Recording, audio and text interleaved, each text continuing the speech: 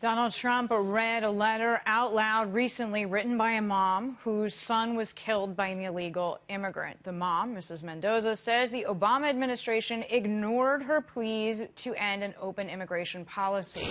With me now, the author of that letter, Ann Mendoza. Welcome, Mrs. Mendoza. We are sorry for your loss and grateful that you're willing to share your story. I want to backtrack a bit in that asking you, did you ever get a response from either letter? I know you wrote two to the Obama administration. No, I never got any response. And in fact, I was in Washington with the Remembrance Project. Some of the members were testifying, and we were by the White House, and we had requested, being seen.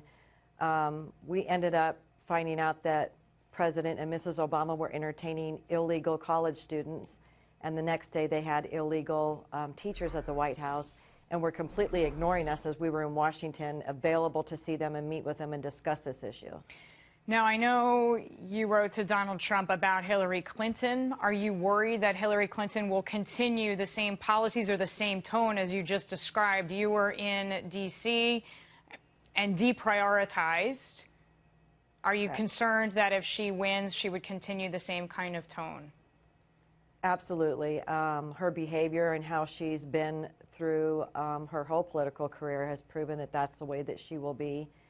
I'm not afraid that she's going to become president, because I truly believe that Mr. Trump will be our next president, because our country needs this change. It needs a leader who's going to recognize the dangers that are facing our country, the dangers that open borders present, and the dangers that bringing Syrian refugees into our country. That's going to be even more difficult to handle than the illegal crime coming over the southern border. We know this must be extraordinarily emotional for you, but I'm sure it meant something to you to hear Donald Trump read that out loud, your letter.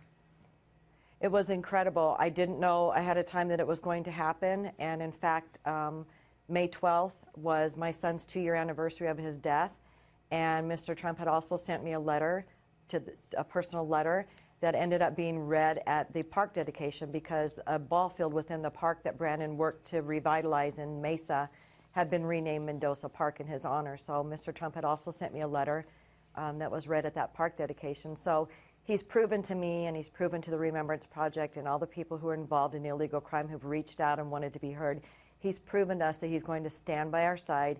He cares about Americans, and that is the person that I'm supporting to become our next president. Ann Mendoza, we wish you luck. We're with you, and we're sorry for your loss. Thank you for sharing your story. Thank you.